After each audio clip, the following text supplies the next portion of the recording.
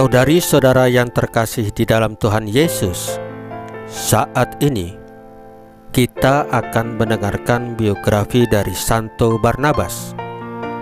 Di sini bukanlah Barnabas yang disalibkan bersama Yesus.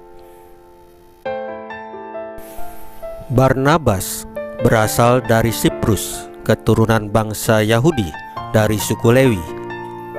Ia bersedia menerima nama baru, yaitu Barnabas, artinya putra penghiburan, yang diberikan para rasul sebagai pengganti nama aslinya, yaitu Yosef. Ia dikenal luas karena hubungannya dengan Paulus.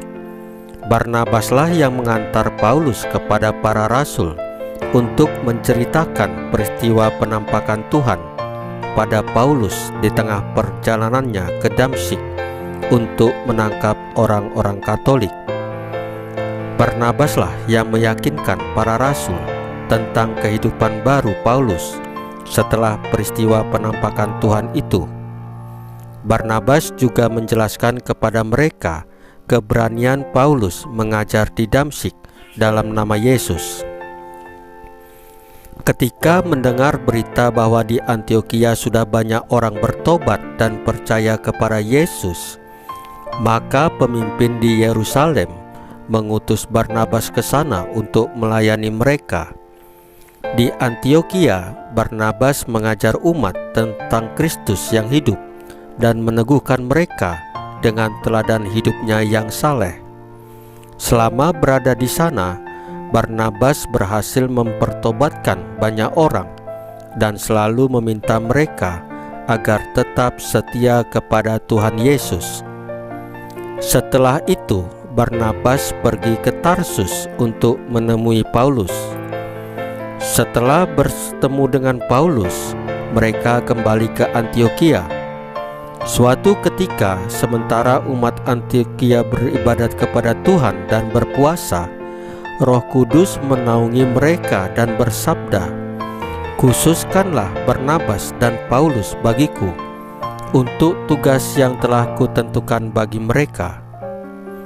Setelah berpuasa dan berdoa, mereka meletakkan tangan ke atas kedua orang itu dan membiarkan keduanya pergi. Dari sana mereka berlayar ke Siprus. Setiba di Salamis, mereka mewartakan sabda Tuhan dalam rumah-rumah ibadat Yahudi. Yohanes, Markus membantu mereka.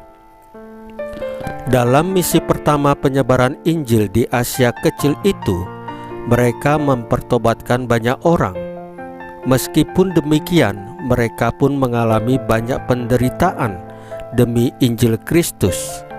Karena umat baru dari bangsa-bangsa bukan Yahudi itu dirisaukan oleh anggota-anggota umat yang dipimpin Yakobus, maka umat Antiokhia mengutus Barnabas dan Paulus ke konsili Yerusalem.